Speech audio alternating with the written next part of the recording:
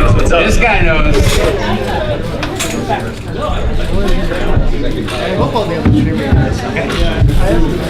It was wet over there. I gotta think about wires and wetness. No, I don't blame you. That's because Takahana got water poured on his head. Oh. So Team 4-Star was here up before, so that's why the table's wet. We got complimentary bubbles. Bubbles. So welcome to the Strange Game, or Strange and Obscure Video Games panel. My name's Shane. Sorry? I'm all about it. You're all about him. So my name's Shane. I'm from the channel Rerez. You may have seen it before. You may not have. Doesn't really matter too much. And this is Adam. My name is Adam Korlick, and I run a YouTube channel of the same name where I mostly talk about retro gaming and other stuff. And we got one guy who knows me. And this is mostly Shane's panel. I apologize for I wanted Adam to be on here because he knows a bunch of crazy weird games just like me. And what I wanted to tell me, dude, don't ever tell me to put that pressure on me. Oh, you know about something like Sega Gaga, right? Yeah, I do. Yeah. All right. See, how many people here know what Sega Gaga is? See, that's not that. Well, that's a good amount. That's my point. It's not that obscure. We're also in a video game convention, so if you don't know what Sega Gaga is, you have to leave now. Yeah. So. The audience participation. That wasn't possible. That made it worth it. Oh my God, I wish I had really committed. I'm sad. Okay, guys. So basically, when I think of like rare and obscure video games and stuff like that, I'm thinking of the really strange things that people generally don't buy and don't consider that they want to buy. But when I was a kid, I'd read magazines like Next Generation and GamePro. And remember those really stupid advertisements at the back, like, this gun will give you all the power in the world. And yeah, I bought those. And they were always bad. But I bought them because they always used to do one thing that something else didn't do. So what I've done today is all these things were purchased in the marketplace back there. And each one of these things is a little bit weird in some way or another. So here's something that I picked up, and I want to see, does anybody know what this is? Right there, here, yeah, I'll take it up there. Don't break it. How is this breaking it? Break it. Can anyone guess what this is at all? It's like a controller. Is it a system? No? Yep. Is it a video game? Antenna, right? So, right, I thought it was an antenna.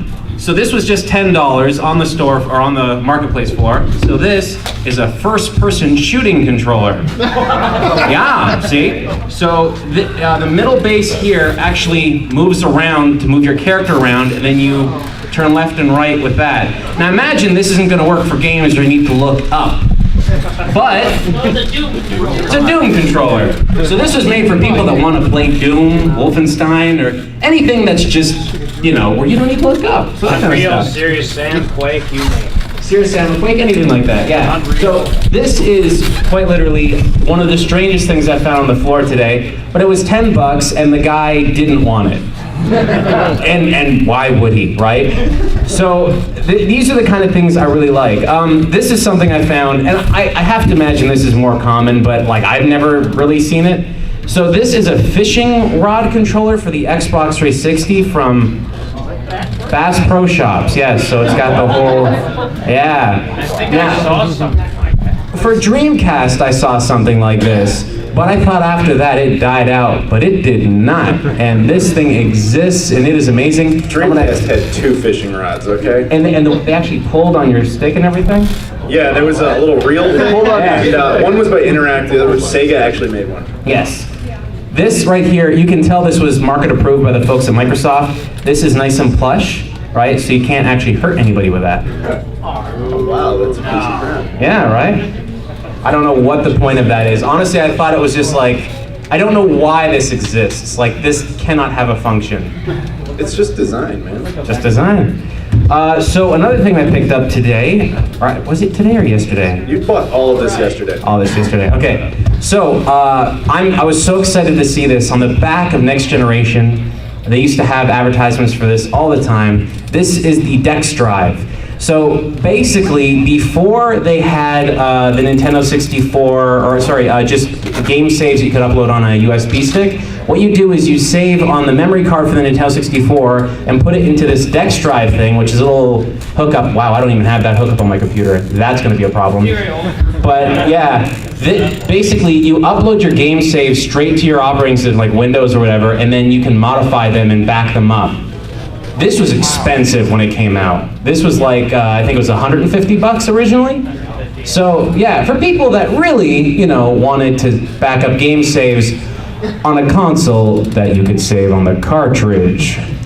But, you know. It was basically a way to not buy memory cards. Yeah. So this is I was just so happy to find this completely.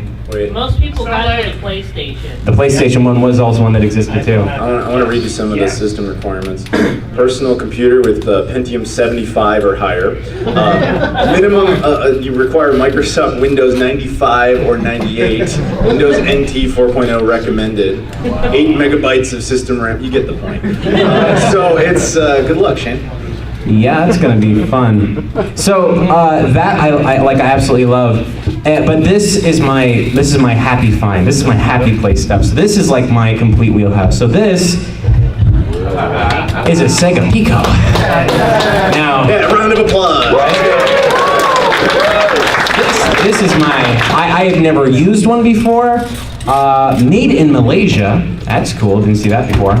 But this was found on the floor over there. Now, at the very beginning, I can't stress enough, when you come to Too Many Games, I've been coming here for 3 years, you come here on the first day when no one else is here. You walk in on the floor right in the morning, and you just run. Don't look, don't even like, don't give 2 seconds. Run around until you find somebody that has a box full of stupid stuff, and he wants to get rid of it. He's not there for a deal, he's there because he doesn't want to go back tonight with a box of Pico. So this was, I think it was $50 for the console, and then all of these wonderful games like Mickey Blasts into the Past. That's a time travel game. And then the game just goes right in there, plugs in, and that's the actual game cartridge. And that plugs up to your TV, and it's basically like a Sega Genesis. Yeah, it's basically got all the hardware of a Genesis inside of it, but like on crack. And it's really I have one of these. It's an oddly impressive piece of technology for a child. You just kind of tap on stuff, and then it happens on screen, and it like clones colors. And this thing, you don't even really touch this. You like hover over it like as a mouse. It's really strangely impressive for a child's toy. Muppets on the Go. Woo! Yeah. Richard Scarry's Huckle and Lowly's Busiest Day Ever. Yeah. And then this one's great, Tales and the Music Maker. So just things that they probably aren't really the best games ever. You think? Well, I mean, oh, come on. Lion King Adventure at Pride Rock. I have it, it's way overhyped. What I love is, like, do you guys remember Westwood Studios? Yeah, Westwood made the Lion King games really good, and this one is definitely not made by them. So the requirements for this, I never saw this. The requirements for this is early childhood, fine motor skills. That's a requirement. You have to be able to move the pen thing. Higher level thinking skills. You have to know basic math. Maybe. How colors work. Yes.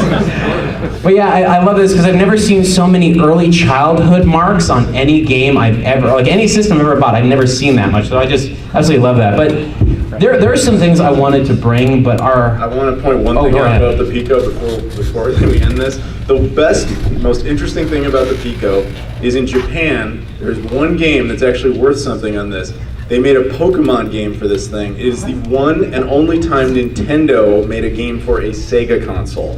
As a result, it's actually worth something, and everyone is going to go Google it, I can tell. But, yeah, That's Nintendo. Actually, Ross, we were having lunch, and he actually mentioned this. This was really cool. He showed me on his phone, because I didn't know how many Japanese games are released on this thing. 3 Sailor Moon games for adults. Nice. I mean, Superstar is not really a kid's show too much, is it? Super S. It was kind of a kid show, but Cutie Honey is not a kid show. Yeah, Cutie Honey, the game for Pico for the kids in Japan. I don't even know what that looks like on here. Probably X-rated all the hell. But that's the thing that exists. There are some other things I really wanted to bring and stuff we've shown on the show on Rerez, and it's unfortunate that I can't bring them, and unfortunately we don't have a laptop to show you these videos. But basically, we have other objects that we've covered on the show, like the Super Nintendo Exertainment bike. Now, have any of you guys seen that video on that? Okay, so for those of you that don't know, there's a bike for the Super Nintendo, an exercise bike that was made by Life Fitness, and it's essentially a full-size bike that you use to pedal in a game. And the games are a mountain biking game, which you would expect, but then Speed Racer, which didn't make any sense, and it really sucks, because you know when you drive like any car in a digital game, how you just press acceleration, the car just goes? You know how much that sucks when you hit like a hill in a game, and then you have to keep pedaling really hard because the resistance builds up? But it's the Mach 5. And it's just the weirdest thing. It's unbelievable that it even exists, but it does. And You said it used the port, right? Used the port, yeah. Oh, sorry, right. So We already talked about this. Sorry. On the bottom of the Super Nintendo, on the very bottom, you'll find an expansion port slot that was never ever used in North America. Only it was with this thing. It's the only time the expansion port on the bottom of the Super Nintendo will ever be found there. When I got the bike, it actually came with the Super Nintendo that the person bought just to run the bike with, so it was sealed. Who was this person? Rich, because those bikes were expensive. I didn't say they're... Who? I didn't say were they rich, I said who was it? Like, Oh, no, just a random person. Craigslist. it's Craig, okay. Yeah, Craig. but what's insane about this is that when I got the Super Nintendo, I looked on the bottom and the expansion port slot was missing. It's like, I've seen a million Super Nintendos. Nobody ever opens that thing up. Well, this guy is the only person in all of North America to have lost that bottom part because he was using it all the time. So that was it. Special. Anyway, that bike, I am on the hunt right now because that bike apparently has 3 other games that were going to be released for it, and they may actually be at like the Life Fitness Studios or something. Pac-Man, Tetris, and like another one. And they were supposed to be released for the bike, but they're in the infomercial, like right at the end, they actually show, coming soon, Pac-Man, on a bike. You gotta chase the little dots. Had to be something like that. But yeah, apparently it exists somewhere, whether they were finished it or whatever, it's a thing that does exist. But one of the things I can't stress enough for you guys to check out, it's in the arcade over there. It's called Light Beats by Sega. Have you guys seen this over there? Yeah. Oh, that game is so awesome. That's a Japanese arcade machine. They do not sell them here at all. It's from Sega. It's Tron in real life. It's like these light tubes of light that you have to bounce back and forth to somebody. It sounds incredibly juvenile, but oh my god, it's fun. Mm-hmm. And it hurts your hands after a while. Yeah? Can anybody attest to that? Like little bruises on your fingertips? Oh yeah, you know you're a player when you got like pads on there. But yeah, that's I just love that. Too Many Games has so many really just bizarre and crazy awesome things just all over. Have you seen anything cool? All right, mostly, unfortunately, I've been picking up comments, but I did find something today that was quite strange. I got a Wii game and a PS3 game. Now, the thing that's weird about these is they were only released in Mexico, so they don't appear on like any official lists or guides, but they're completely legitimate. So anytime anybody's collecting North American stuff for the Wii or the PS3, these are always their last ones because somebody inevitably in some forums like, there's a Mexican game you don't know about, and then I was like, holy crap, I found them. So. El Chavo Kart. I'm sure they're terrible kids games, but whatever, I picked them up anyway. Because you don't see Mexican imports very often up here. It's just a very, very weird. Yeah. Odd. Yep. So, I basically wanted to give you guys a couple of hints that you could find on the floor. I looked around on the floor and I saw some cool things. Maybe you care about them, maybe you don't, but maybe if you're coming in tomorrow, you might want to actually see one, pick it up, buy it. So, there is Space Invaders on the Game Boy. Now, no one cares, it's Space Invaders, but you should probably care. Space Invaders on the Game Boy is the only Game Boy cartridge ever made that actually has a full-size Super Nintendo game in it. Only one you'll find. Wow. If you take the cartridge and put it on a Super Game Boy, it unlocks the Super Nintendo game on there, and it's a full 16-bit game on a Game Boy cartridge. And it's pretty cool. We did a video on this. If you've heard of this before, you may have seen it shown off on Kotaku, and that was actually, you may have just seen some dude's hands playing like a Game Boy. Those are my hands. So that's what that was, and it was really like just this crazy thing that they never utilized for anything. I think they had some really amazing ideas at the time, but it was only ever implemented in one. There are boxed Space Invaders cartridges in the floor. I've seen them, they're still there, and they're just being sold for like $5. Nobody cares. But it's got this really cool feature on it. Now, unfortunately, it only unlocks a Super Nintendo version of Space Invaders. So, you know, if you're into Space Invader, that's awesome. But if you're not, well, 16-bit Space Invaders kind of just like the Game Boy Space Invaders. Not much has changed, but yeah. I'm trying to think of other things I saw on the floor today that were really neat. Rushing computer. Oh, right. So yeah, have you guys seen the Japanese like import booth over there? Beside that, the guy has 3 Russian video game systems. 2 of them are plug-and-play systems I've never seen before in my life. But he also has a Russian PC gaming computer from the 1980s, best I could tell from like first glance. And so first off, I was thinking, I'm gonna buy this. But then after like 2 seconds of thought, I'm like, I don't know Russian at all. And the operating system is going to be something that's completely like alien to me, so I'm not going to be able to figure out anything on that And system. I kept trying to talk him into buying it. I was just being a jerk. I'm like, you pay $200, go ahead, do it. What would we do? Just buy it, don't think about it. It's probably just going to have Tetris on it. Like, that's all I was doing. Dude, Tetris is cool, stop talking. Tetris is cool, but there's Exactly, like now go buy 17,000 it. variations You of need to have it. the authentic Tetris. Take that to it. It probably has the first Tetris, that machine. That would make it worth $200. It would, if I knew how to type Tetris in Russian. Google it. I don't, but I don't know. I don't I know. just broke his mind. Yeah. Tetris originated in Russia. But it's like in the alphabet, right? Like that's what I don't understand. Google Translate. Maybe. It'll take a while. Are you sure that computer wasn't just maybe a Russian Amiga? Because back in the 80s, they had Amigas. That's a really good point. You know, that's actually a really cool thing. Amiga. So, how many of you used Amiga systems growing up? Okay, so for those of you that have that, how many of you used DOS computers growing up? Okay, so we had it bad, the DOS kids, all right? Believe it or not, the Amiga kids were laughing at us because their computers ran everything better. It was insane.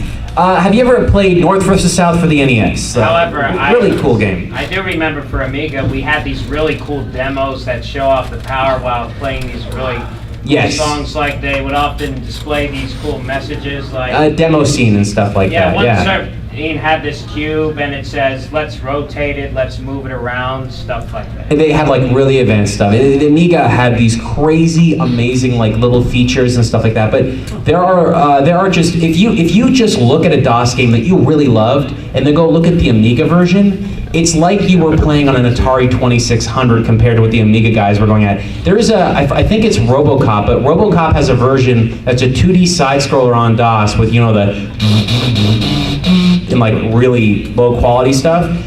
On the Amiga, it was a first-person shooter with a 3D engine where you could get into the car and drive it. Like, that was a thing on the Amiga. How they were able to do that on the system back then is beyond me, but they did that. And there's all these really cool versions of games on the Amiga that are unique to that system that have never been ported anywhere else. So if you ever see somebody on Craigslist selling an Amiga, buy it. Like, then and there. Don't even question it. He might be asking for $50, but that's $50. It's worth it, I think. And they're not really you can emulate them pretty easily, but to play them on the authentic hardware is an experience all of its own. And they're, you know, floppy disks. So just get a couple floppy disks and just pirate all the games or something, you know. Or whatever's easiest to get on that. We're getting back into Windows 95 territory. That's what we're out there. Having an addendum on that. The Amiga was way more popular in European territory. It was. So you're most likely to get a PAL version of the console if you want the software to go with it. Where I grew up, the only people. By the way, I'm from Ontario, so like out there. To my fellow Americans, that's Canada. Oh yeah, not Ontario, California. I guess that's a place. You never know. But the only place I got to play Amiga games was at the YMCA. They actually had like 6 there, and that was it. The only time I ever saw them, I used to just play a bunch of games there. And it's like, hey mom, I'm going to work out, and then no, that didn't happen. That was like, I was a fat kid. Every time I went in there, it just got worse. What's working out? Working. Welcome to Too Many Games. I've never done that. Yeah. So I'm trying to think of something else that's really cool Dude, here. in the context of Amiga, anybody here know the Amiga CD32? All right, like, yeah, okay. So it was a console that was really only released in Europe, but then it eventually came over to North America in just this dude's country. It's like 10,000 of them ever made. You ever seen one? Yes. In person? Yes. Lucky bastard. They do not come up very often. I have one, but it's the UK version. There's like, honestly, one of the things I like to do is, I like to go into old video game stores and stuff like that. In Pennsylvania, there is a store called Classic Game Junkie. Have you guys been there? We were there. Love that store. All the time. It's a fantastic store. They have a whole bunch of really cool items just hanging out in the store. Unfortunately, a lot of the things are expensive because they're one of a kind. He's got demo stations and like copies of games that don't exist anywhere. Frank literally showed me a cartridge he got of a Game Boy Advance game, a sequel to a game. I forgot what the game is, but it's the only sequel cartridge in existence, and there is no ROM online that he knows of, and he has the cartridge. Frank. So the only version of the store, he's amazing. Frank is the best. He's really cool. But it's the only version of the game that exists. He has it in the store. What's the game? I forget what it's called, but it's like the sequel to some, I forget, it's a action platformer, and he's just got the sequel to it there. And he showed me a picture of the cart, and it's all cracked open and everything. You can see the ROM chips on it. It's insane, but he's got that there. It's like, that store is so cool because he's got, Well, he had the extremely rare Conker's Bad Fur Day, priced at $80. he probably does. I mean, the amount of games he's got in there is insane. And things like, he's got a Wii development kit in there. So it's like a big black box that's just like this huge sucker of a system, but it's like no one else really has those. And he's got one in there for sale if you really want to buy it. And I don't know what you could do with one of those. Maybe develop Wii games, I guess, if that's really what you're into, but it's all there. And I'm trying to think of another play, something else I've seen on the floor today. I can't help you. I asked to go and you wouldn't take me. I'm trying to think of something on the floor I saw today. There's something else that I saw today that I thought was really cool. Yeah, okay. There's a guy that has he's got this big booth, and there's a whole bunch of, I wish the booths had names. This one didn't. They do have names. But we're about the 32X. The guy with the kids working for him. Yes, okay, have you seen that booth? Yeah, the guy with child labor. Hey, he's got like 3 kids, I guess. Hey, you know, more power to him. Well, whatever works. America. So this, what he has there is, he's got a light gun called the Action Gun for the PC. And the Action Gun, I've never seen in person, but it's a light gun you use for the actual PC if you have like an old tube TV or tube monitor. And I just haven't seen one of those. So I was like, oh, well, that's crap. He probably doesn't want it. I'd love it. So I was just like, I was gonna offer him like $10 or whatever it was. So that sucker's boxed for $100. So I'm not buying a light gun that I can't really use for $100, but like the fact that it's there, right? That floor has so many amazing, cool, crazy, weird things just all over. Yeah, I just love it. Guy was selling Game of Thrones season 1 on VHS. That was interesting. What? Yeah, you heard me right. Yeah. So you got a question there. Yeah, also something really obscure is like sometimes we have these modern games, but sometimes they get ports on the older systems. Like Tony Hawk's Pro Skaters 3 and 4, they got ports to the PS1 by Shaba Games, but the real one I want to talk about that fits with the strange theme is this port of Duke Nukem 3D that was... The Genesis one? That went, the Genesis one by Tectoy. Yes. Heard of it? Yeah, oh yeah. I'll let you hear it. Yeah, this is cool. Well, I never played it, but yeah, Tectoy is a company in Brazil that, you guys may not know this, but like Brazil has like insane import laws, so as a result, they just kept the Master System and Genesis going, like even to now, they're still going. So yeah, they just take basically clones of other games and then repurpose them and call them modern titles. So whatever their version of Duke Nukem is on the Genesis, it's basically like an iteration of Doom. And they just call it Duke Nukem 3D. And there's a ton of them. And some games you would never ever play, like Crazy Bus, which is just, I'm sure, yes, you guys know what I'm talking about. These all come out of Brazil. There's a ton of weird stuff. And they're insanely expensive too. You would never buy them unless you're insane. Yeah, like if you're a Sega fan, the amount of crazy stuff they have in Brazil. There's a console called the Game Girl. You know what I'm talking about? Yeah, it's pink. It's pink, yeah. Stereotypes. Yes. So this the Game Girl is, I swear, this is the coolest, dumbest idea ever. They wanted to make a wireless system. So what they did was they created a receiver you hooked up to the back of your TV, and then the console was a controller you held, and like this big antenna came out and it hooked wirelessly to your TV. At no point did anyone think, wouldn't it be easier to make the controller wireless? Just the controller, and just have the system on the TV or something. But no, they did the whole opposite thing. And apparently it works.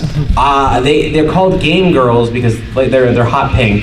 And then they've got another one called, it's not the Game Boy because they couldn't use that. I think it was called the Game Kid. Okay. Right? Because girls aren't kids. But yeah, that system exists. If you get those, you can order them on eBay and stuff like that for pretty cheap because nobody really wants them. Because they're essentially just Master System, or sorry, not, is it Master It's System? mostly Master System hardware. And then yeah, it's just reconfigured to do weird things. Yeah, because Master System and Game Gear are basically the same hardware, so they really use that a lot. Pretty sure it's again PAL though. Oh, probably. There's for Most Brazil. Master System stuff's region free though. So I don't know about Brazil specifically. I think Brazil is NTSC. See? For- Nobody's sure. For I think it's from Brazil. It's a 5th generation console. Weirdest one I've ever seen. I want to find this so bad, but I haven't been able to actually find one of these things. It's called a Zebo. Does anybody know what a Zebo is? Yes? Yes, it's a console that was made to play mobile games on, and it was very negatively received. That's exactly what it is. So every developer you know of, Ubisoft, EA, all of them, besides the main ones like Microsoft, Nintendo, and Sony at the time, they were releasing games on this really weird platform, only available in Brazil, called the Zebo. And they were treating it like a competitor to the PlayStation 2. So it's this bizarre looking system that has games that you would equate to crappy throwaway games on a cell phone that were made for a full featured system. But this sucker is almost impossible to find. At least as far as I can tell, nobody brings it into North America, to North America. It's always just in Brazil and it never leaves. But this system has almost 100 games on there from big name developers using franchises you know of. There's a unique Tony Hawk game on it. There's a unique Mickey Mouse Raceway game on it. There's all these like just regular game franchises you know on the system, and some of them are actually 3D games. They look a little bit downgraded because it's a mobile game essentially, but they're on this platform, and I've just always wanted to find one of those. Yes. Every year I come to too many games, I'm always hoping I'm going to see one, but nobody has one. Sorry, man. Yeah. Yep. I was wondering what you knew about like prototype games, because we've got about 5 Atari ones for 2600. Oh yeah. Yeah, and like we got them from a friend of ours whose dad was into computers back in the early 80s. And like I still to this day I'm not sure like how to tell like what their origins really are, because he's no longer around. So the best thing to do is to go to AtariAge.com and like there will be somebody there that can actually. The problem with prototype games is some of them have battery backups, and if the memory ever gets lost on that, the game is gone forever, which is really unfortunate. But if you find somebody on it, there's people on Atari Age, or actually if you see Pat the NES punk on the floor, he knows all those guys. And essentially, you just they'll take the cartridge, they'll rip the ROM, and then they'll just see what it is through the data and the code, so that you don't actually harm the cartridge, because you never know what's on those cartridges. Because I imagine they don't have labels on them, right? no, they do. They're like 2 of them have like actually almost sticker labels. Oh. And they have they have an address from Atari, and the other ones are they're all they're mostly like fake labels almost, but like somebody's like writing on them. Well, that probably sounds expensive. Like maybe you might want to put those on eBay and see if people might want to pick them up. Might buy a house, you never know. Hey, it'd be great. But yeah, we got it's like Mario Brothers, Asterix. You have a prototype Mario Brothers game? Yeah. Yeah, you might want to get that looked into. That's like, I mean, how many people here played Mario Brothers? Anybody heard of it? See that? Who hasn't? Let's talk about strange games. Mario Brothers. Yeah, Never heard of it, huh? No, he's got like a red hat or something. Yeah, communist, right? Yeah. I think so. Hey guys. Display, it shows like this. Yeah. You know what Yeah. I mean? Like historical We've person. got a pretty good collection personally. It's just one of those I don't know what to do with it. Like, I mean, other than say, this is really cool. It is, yeah. I'd I mean, like to know more about it. honestly, you never know. There are like, especially with Nintendo, there are like really weird prototypey, strange versions of games because for the Atari, I believe the games weren't actually made by Nintendo. They were made by Coleco, and then the games were like ported off. So Coleco would have altered the games in some way. For all you know, at some point in that version of the Mario Brothers game, they're like Luigi might have another, like an orange brother or something, like just show up at one point. It's like weird stuff like that. Speaking about this, there's a computer platform called the PC-87, I think, in Japan. It's a kind of... PC-88. PC-88, thank you very much. PC-88. PC-88 has a unique Super Mario Brothers game on it. And this is the coolest part. In the 80s, games... have you guys played Commander Keen before? Yeah. Right? I've heard so, of it. So you know how in Super Mario Brothers, By the how... legendary id Software. It's I know been that. old stuff, yeah. So in Super Mario Brothers, when Mario scrolls the screen, you see the screen like just moving along with him. You couldn't do that on PC. That was not invented yet. The people that invented that were id Software, the guys that made Doom, and they invented that with Commander Keen because Commander Keen initially wasn't supposed to be Commander Keen. It was supposed to be Super Mario Brothers. So that's what that was, and they showed it to Nintendo. Nintendo was like, no. You're not taking our franchise and running away. So they made Commander Keen and started an entire, just to know that id Software created the first person shooter, that could have been Nintendo doing that. Just a little crazy history. But that whole concept of not being able to move frame to frame, so what they did was they made a Mario game on PC-88. I think it was Toshiba or Philips or Panasonic. They made the game. And this version of Mario Brothers is frame to frame, so when you get to the edge of a screen, it jumps and Mario appears on the other side. And what's crazy is there are power-ups in this game that exist in no other version of Super Mario Brothers.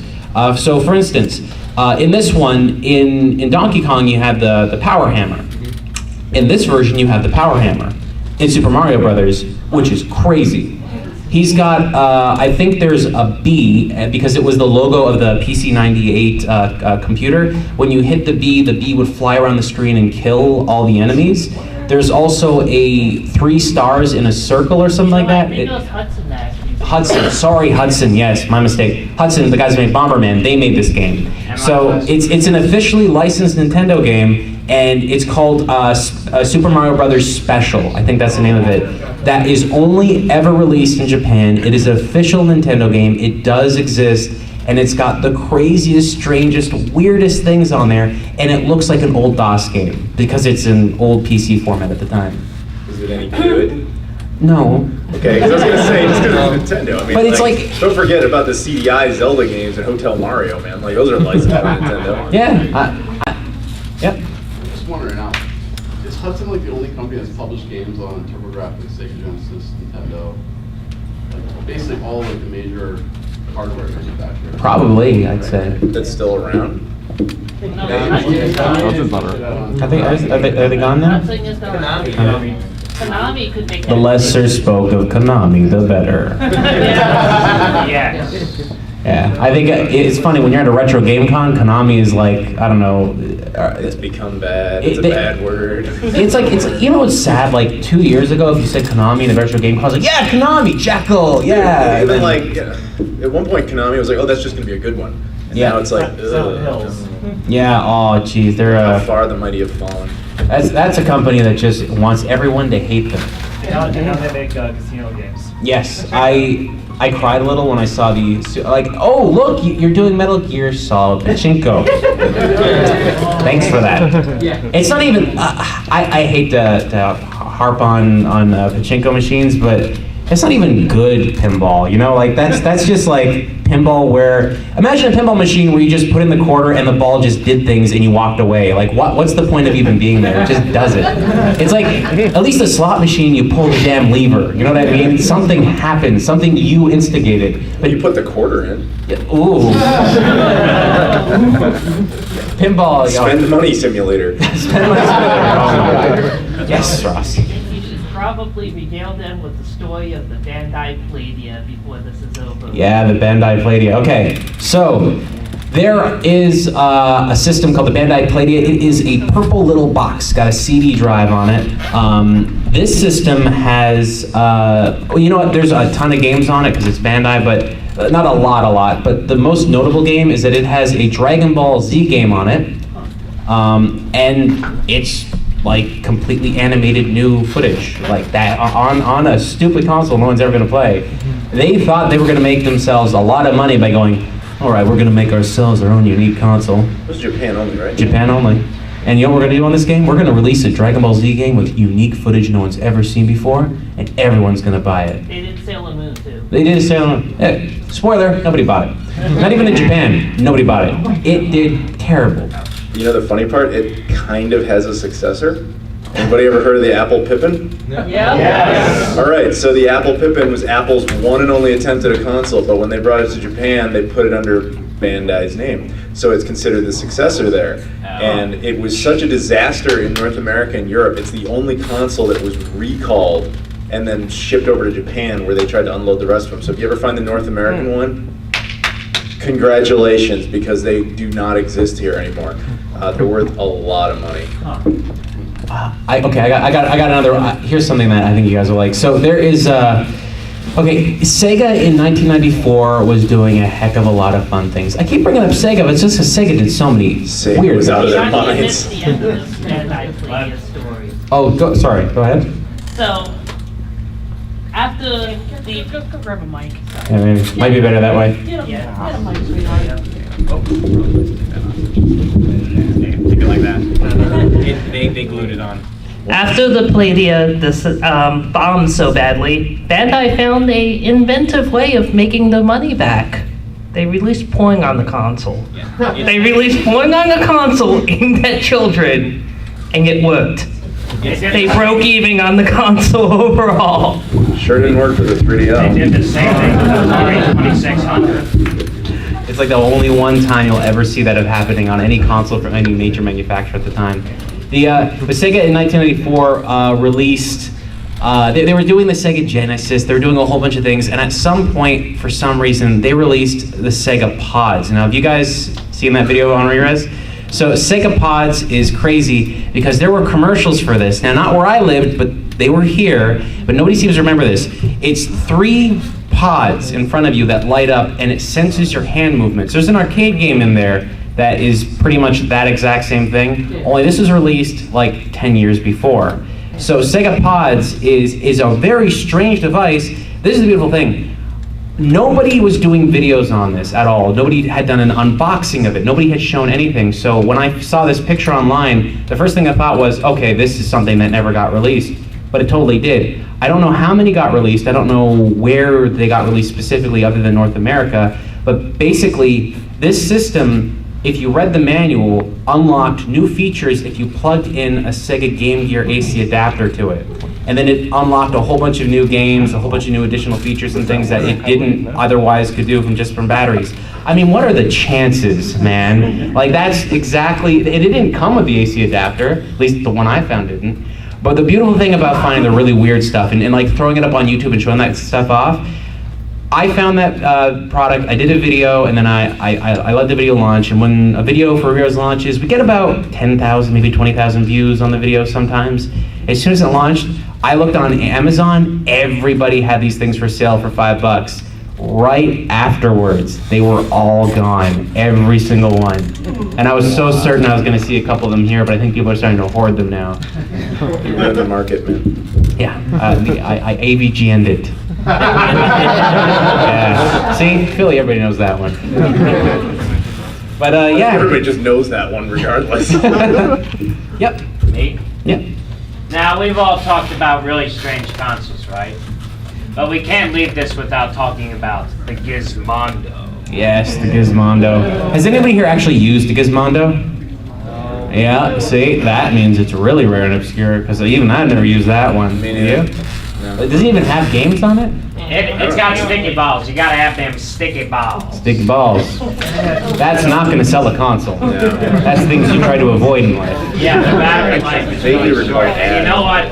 I remember there's like well, you said you owned an N-Gage when it was new. Yeah, I'm like, I think when you pay make phone calls. It wasn't his fault. It was forced upon him, everyone. All right, I told this earlier, but all right. So when in like 2004, I was like the only kid who didn't want a cell phone. So my mom's like, you have to have a damn cell phone, and I was like, all right. And she just comes home with this box. She's like, this is an N-Gage. It plays video games. You'll like it.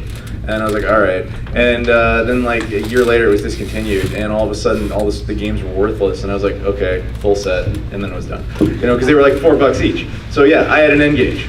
Not to mention the It's a phone weird calls looked console. like it was like a taco. glued No, to your that's head. the first version. I had the QD that was like, the first version was ridiculous because to change the game, you had to like unscrew the battery pack, take out the battery. It was like lift up this little lid. Like you had to do a lot of stuff to get a game in it. It was dumb. No, that was a game though. It was Operation. Yeah, but- While you're. It was really nice. Yeah, it was. And Good point. briefly back to the Gizmondo. You know why it failed so bad? It's because the Tiger Electronics people, the guys who made it, spent more time crashing rare sports cars than working on it. Probably. Can't say I was familiar. That's a fact. Apparently tied to the Swedish mafia. Oh, really? It was basically more or less a Ponzi scheme to get investors money and use it for their own means.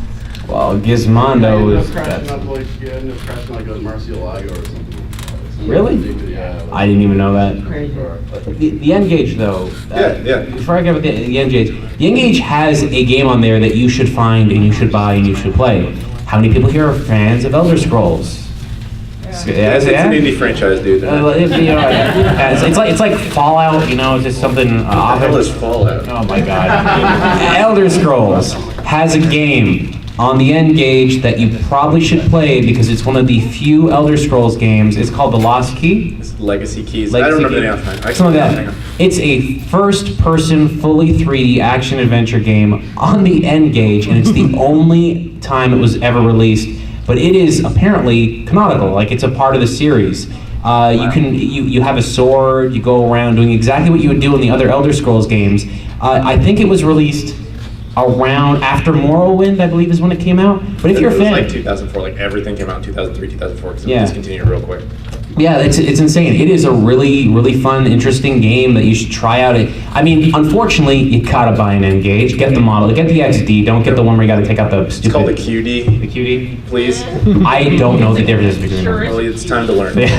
But just be sure not to get the one where you have to take out the battery pack. 'Cause Elder Scrolls Travels Shadow Key. there you go. That Elder goes on Scrolls my Travels. list. And see, they called it, now I knew a little bit about this, they called it Travels because that was the traveler game. That was the game you could take on the road with you, right? So that was the entire concept of that. And unfortunately, for some reason, they only released it on the N-Gage, nothing else, which is just insane. Because of the screen. Oh yeah, Because it has a vertical screen. Every other console has a horizontal screen. So, Basically, to Why? I don't play know. King of Fighters on. yes, probably. Man, there's 55 games grand total for that whole thing. Yeah. So yeah, anybody got any other questions This about will Rare be my stuff? last one for today. Sure, go ahead. Have you heard of the console, the Phantom? Yes, I have. Like Infinium Labs. It's a ghost. You know of it? I remember it. I Yeah, remember but the jokes. They were trying to make this service where they were trying to do it without any cartridges, CDs, or DVDs. Everything would be downloaded off a sort of shop online, and it's just work was piled up. It got more complex, and it just pushed the date back more and more until it inevitably reached 2010. They show those off at E3, and I love them. It's the only console I've ever seen that looks like a George Foreman grill. And I think Are that's you forgetting the fat PS3? Oh, It wow. literally is a grill. I completely forgot in my head. Yeah, you know that obscure system, the PlayStation 3. Yes, that one does look like that too.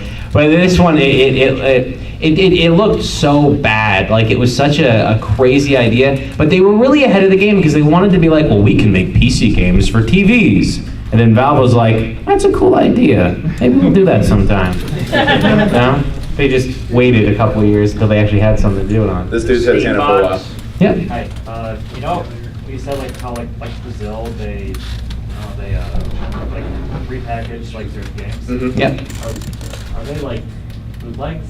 No, they're licensed. Yeah. See, Sega is that's still active there. It's unreal. The Master System has not stopped yet, officially. It's ridiculous. Isn't it like the longest video game It console is. of all time? It is. because of It that? actually is because of that. The Master System is the world's longest running, technically successful game console, which you would never expect. It's weird, right? Because like usually when you hear of like okay, the Duke Nukem game, that obviously has to be fake, but it isn't because they licensed it from 3D Realms.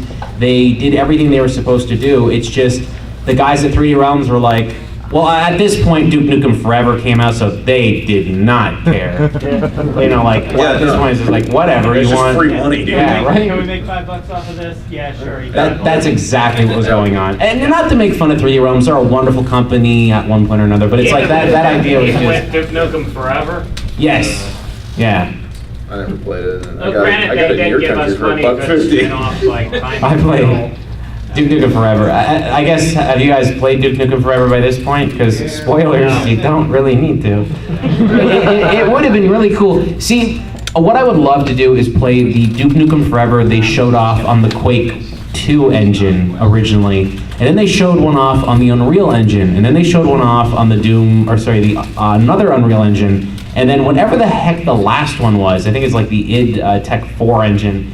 They made 4 or 5 different versions of that game, and each one got weirder and weirder and weirder until Forever came out, and nobody even remembered what the game was supposed to look like anymore. That was a crazy game franchise. Sorry, man. Oh, speaking of Duke Nukem, however, with Duke Nukem Forever, we did get some pretty good spin-offs. I got Duke Nukem Time to Kill.